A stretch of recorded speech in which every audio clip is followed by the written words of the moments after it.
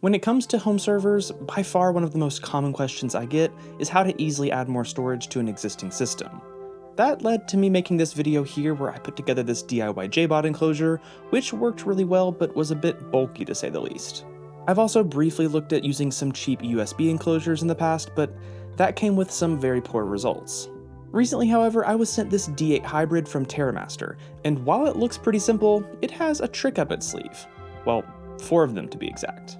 Today we're going to take a look at this thing both inside and out, and see if it's an easy and practical way to add more storage to your home server, or if it's just a design that was doomed from the start. So, let's get started.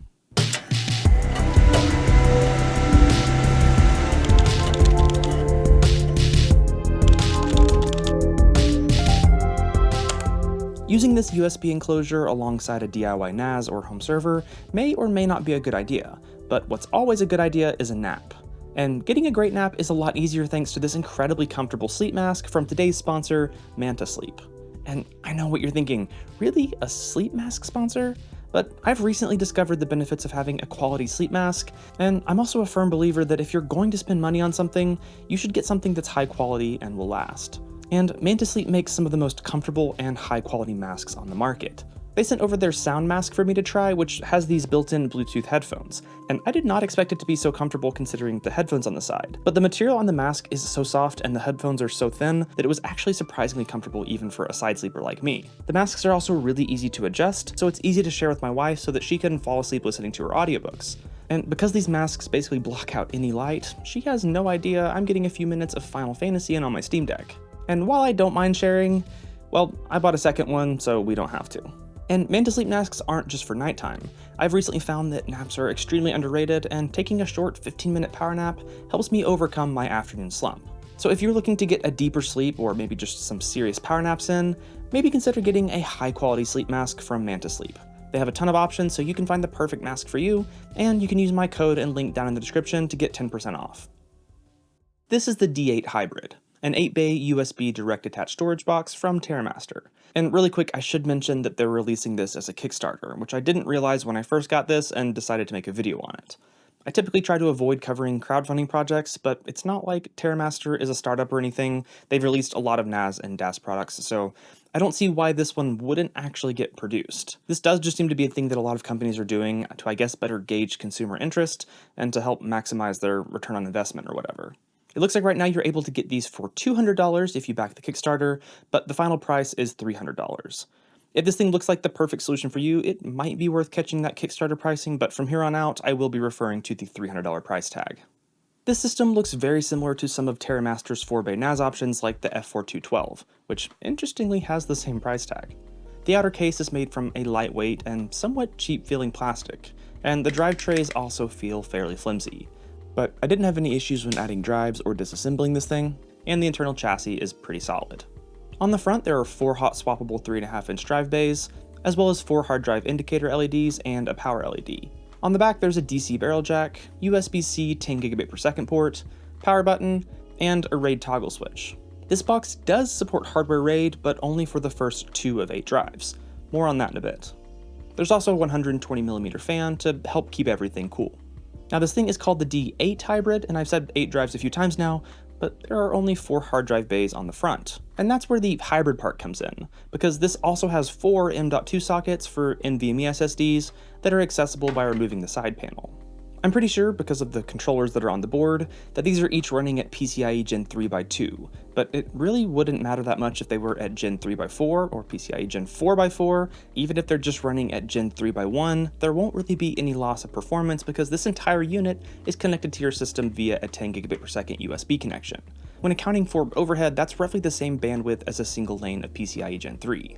That's not great if you're looking at this hoping to run 4 high-speed NVMe drives and RAID 10 for crazy fast storage or something, but what if you're not looking for crazy performance? What if you're just looking to add a variety of storage options to an existing system, like maybe a simple home server? Well, that's pretty much what I decided to do in this video. Like I said in the intro, I get asked all the time, what's the best or easiest way to add storage to my server that's maybe running on a mini PC or even a laptop? Or how do I add more drives to a system that already has all the drive bays occupied?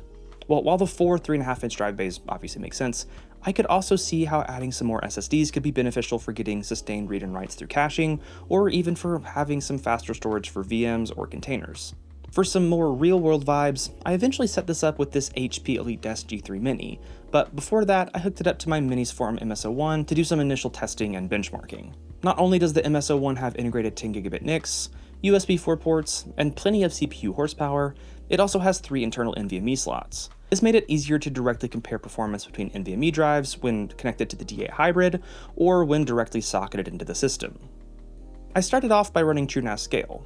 I installed 4 Western Digital Red 4TB hard drives, as well as 2 crucial 1TB Gen 4 NVMe SSDs.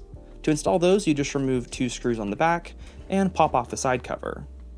They actually provide these little thumb screws for the SSDs, which is a nice little touch. With all the drives installed, I plugged everything in and turned on the D8 hybrid. In TrueNAS, all 6 drives showed up, and I didn't have any issues with serial number pass-through like I did with some cheap enclosures in the past. I did have some issues when setting up the pools, but I think that was mostly just because I still had ZFS data on the drives from some previous testing. After wiping the drives, I set up 2 pools, one with all of the hard drives set up in 2 mirrored VDEVs, or essentially RAID 10, and then another with the 2 SSDs in just a mirrored VDEV, essentially RAID 1. I was a little bit surprised when I got this warning in TrueNAS that the SSDs were USB drives, and it wasn't this warning itself that surprised me. TrueNAS highly discourages using USB, so that warning was to be expected, but interestingly, I didn't get that error with the 3.5-inch hard drives, just the SSDs.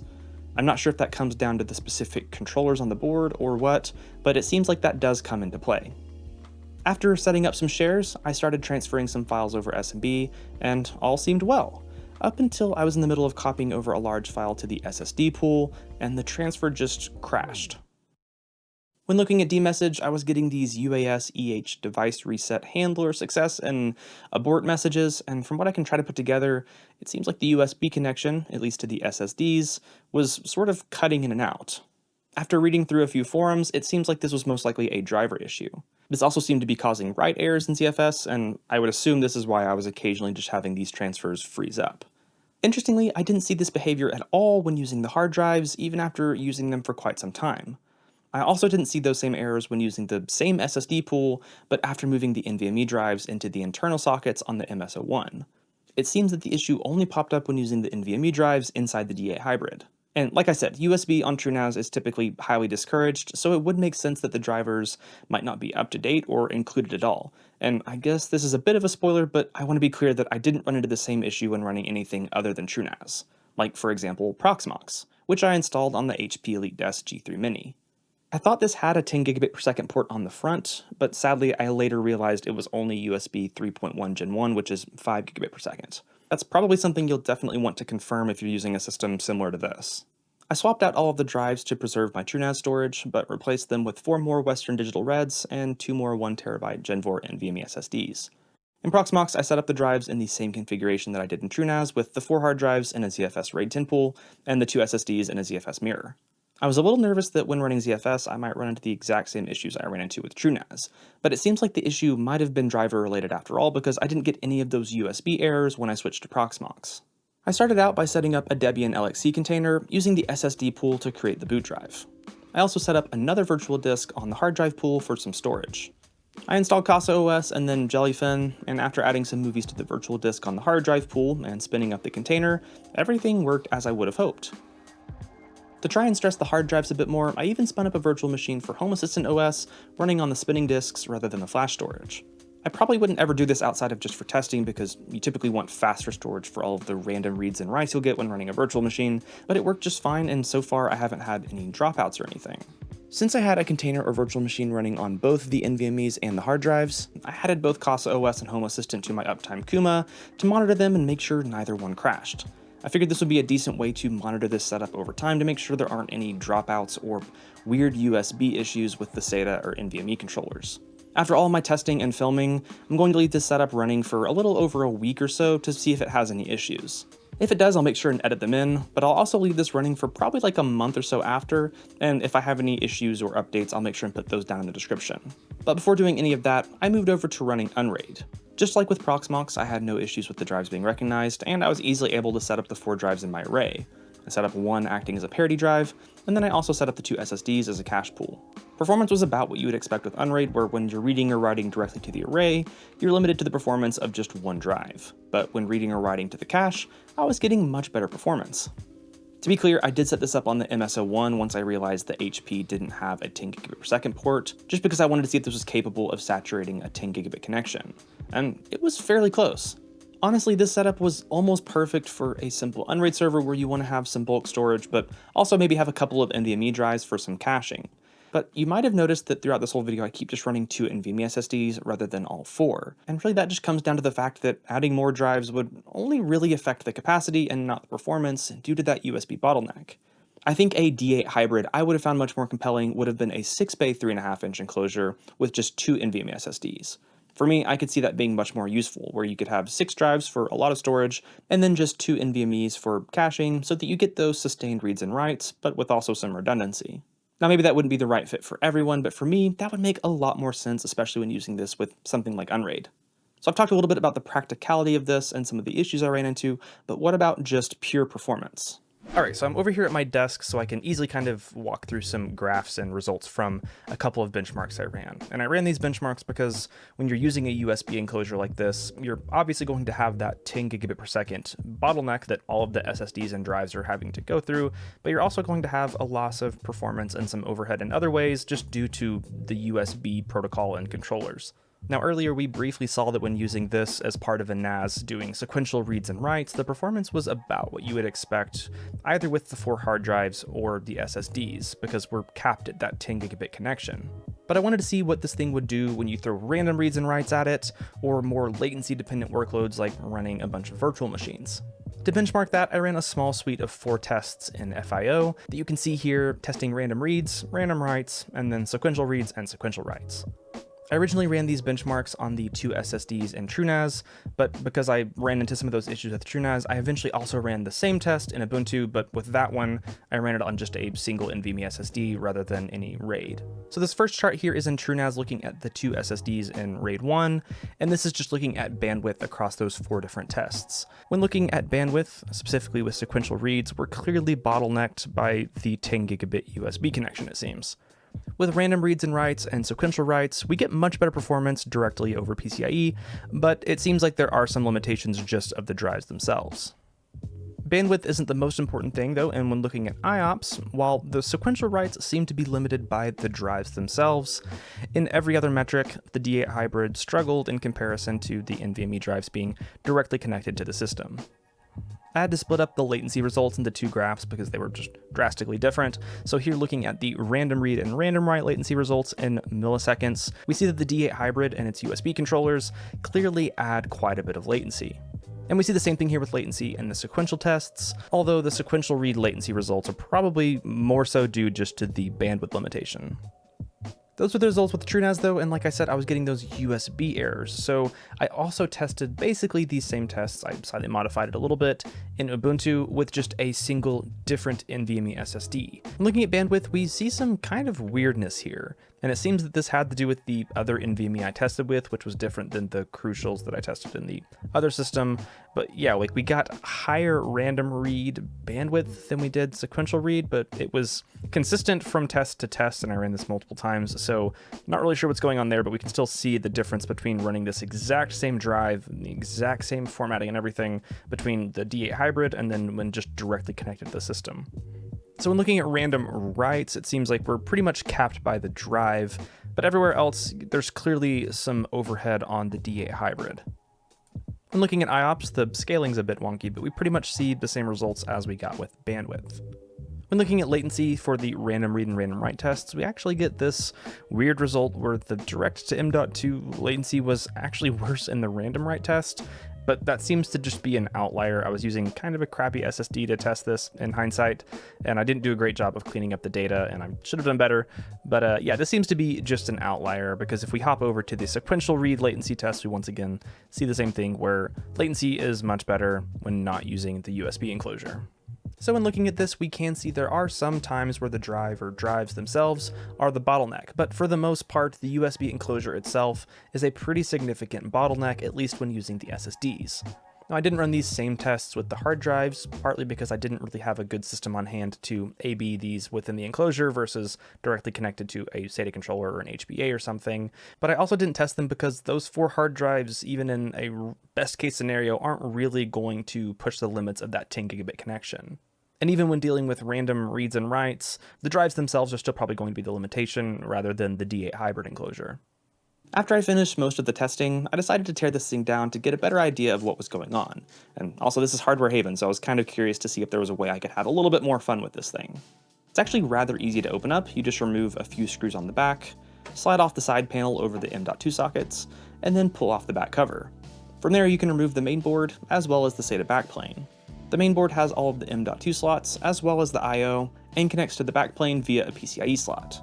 I noticed there was what appeared to be an ASMedia SATA controller on the backplane itself, and started getting some goofy thoughts of plugging this into a Zima board or something, but quickly realized that this isn't actually a PCIe connection. There are 3 ASMedia controllers on the backplane, one ASM1352R, and then 2 ASM235CMs.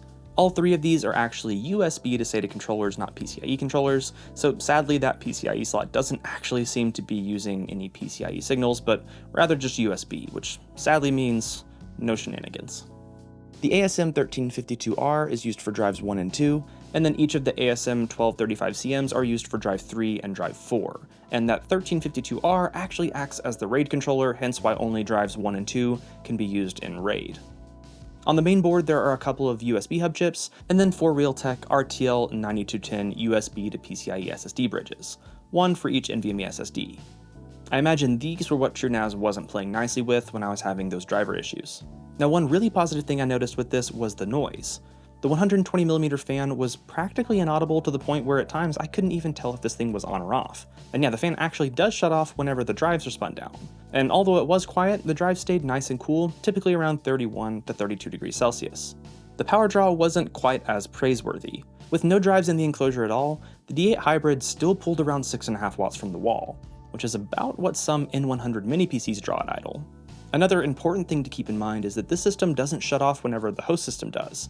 If you unplug the USB cable, it will go into a very low power standby mode, but if the USB cable is still plugged in, the D8 stays on, I'm assuming because of the USB standby power. Interestingly, I noticed that when I was using this with the G3 Mini and it was shut off and plugged into the USB-C port, all 4 drive LEDs would stay lit, and it seems like all 4 drives were still spun up.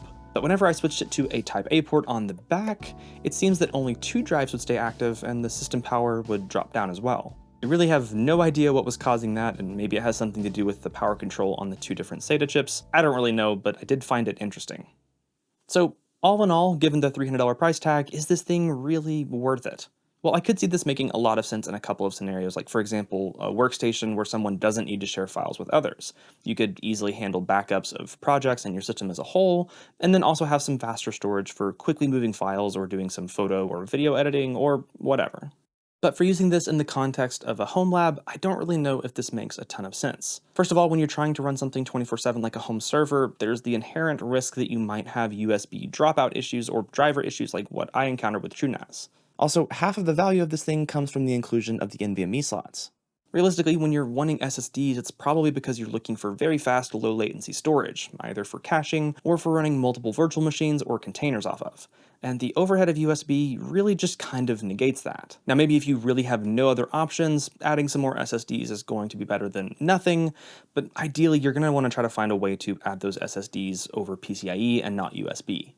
The 4 hard drive bays make a lot more sense, as typically those are going to be used for less speed-intensive things like storing media or backups. And honestly, for those types of tasks, some dropout issues may not be that critical. But with the $300 price tag, I don't know if buying this thing for that use case makes it that good of a value. I think if this used 6 hard drives and 2 SSDs, that would start to make a lot more sense. You could simply use the SSDs as a mirrored read or write cache, depending on what you're running, and then have 6 drives for plenty of storage. I think if TerraMaster were able to put something like that together for that $300 price tag, that could start to be a little bit more of a game changer for easily adding a substantial amount of storage to an existing home server setup. All of that being said, I think USB should sort of be considered as a last resort, or only if you don't mind occasionally having some issues. Like I said, if you're running a really simple, just like Plex server or something, it might not be that big of a deal, but I probably wouldn't run this for anything more mission critical.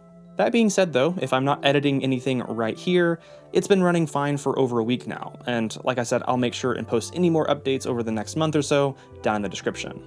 I'm curious what you guys think though. Do you think you could potentially see yourself using this in your home lab setup? Do you think the $300 price tag or maybe even $200 price tag is a decent value? Or do you just think this is a terrible idea? Let me know down in the comments below. I think that's about it for this one though, so as always, thank you guys so much for watching, stay curious, and I really can't wait to see you in the next one.